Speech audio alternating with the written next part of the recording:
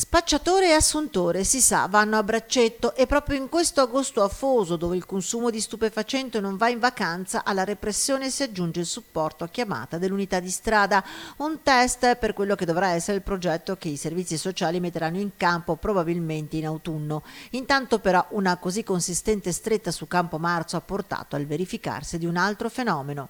È naturale che probabilmente provino a spostarsi nelle vie limitrofe tra Viale Milano, San Felice, eccetera. Questo è un fenomeno che stiamo appunto anche noi notando. Il buco, la dose fatta a cielo aperto in pieno giorno dietro ad un albero, semi-appartati dietro al moresco piuttosto che tra le giostre degli otto. È diventato l'altro grande problema assieme allo spaccio di Campomarzo e zone e giardini limitrofi. Da venerdì è partito un controllo a tappeto giornaliero di polizia, carabinieri e polizia locale che si protrarrà per tutto il mese di agosto, una nuova offensiva contro un fenomeno purtroppo dilagante. Riceviamo moltissime segnalazioni in questo periodo estivo, quasi quotidiane, di molti tossici e spacciatori che chiaramente durante l'arco della giornata passeggiano e creano chiaramente disturbo al decoro.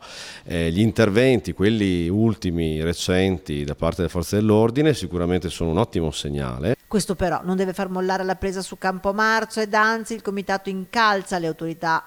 Il passo successivo ed atteso è verso quei soggetti recidivi e conosciuti. D'altro canto speriamo che il questore possa cominciare a emanare i primi provvedimenti di daspo urbano, allontanamento, fagli via che aveva promesso verso questi soggetti.